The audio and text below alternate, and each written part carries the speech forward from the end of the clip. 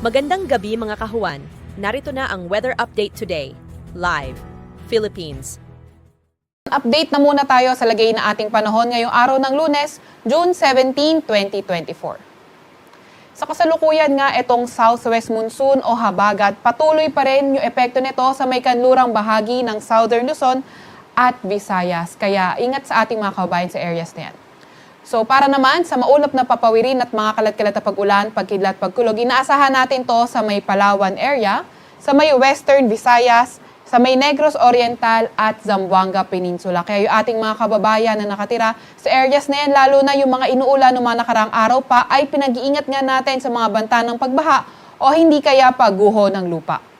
Para naman sa lagay ng panahon ng Metro Manila at sa nalalabing bahagi ng ating bansa, asahan naman natin partly cloudy to cloudy skies condition pa rin, pero may mga tsansa ng mga localized thunderstorms, lalo na sa mga nasa may kanlurang bahagi ng ating bansa.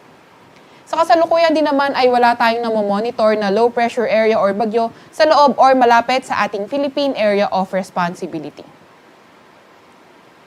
Para naman sa lagay ng panahon sa may Luzon area, inasahan nga natin yung maulap na papawirin at may mga kalat-kalat na pag-ulan, pagkidlat, pagkulog sa may Calayan Islands lang. At para naman sa Metro Manila and the rest of Luzon, yung mga pag-iingatan nga lang natin ay mga tsansa ng mga localized thunderstorms dahil partly cloudy to cloudy skies condition pa rin tayo.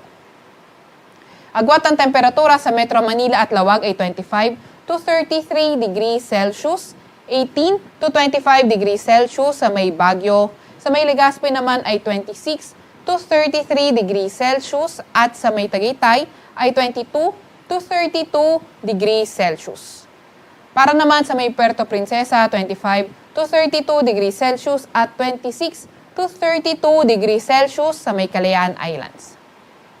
Para naman sa lagay ng panahon bukas, Visayas at Mindanao area, although partly cloudy to cloudy skies condition pa rin yung inaasahan natin, may mga tsansa pa nga rin tayo ng mga localized thunderstorms.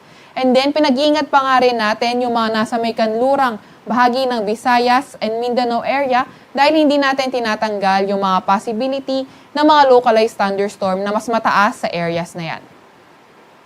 Agwat ang temperatura sa may Iloilo, Tacloban, Zamboanga at Davao ay 26 to 32 degrees Celsius, 27 to 32 degrees Celsius sa may Cebu at 26 to 32 degrees Celsius naman sa may Davao.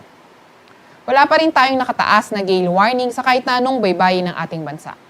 Sa Kalakhang, Maynila, ang araw ay lulubog ng 6:27 ng gabi at sisikat nga bukas ng 5:27 ng umaga.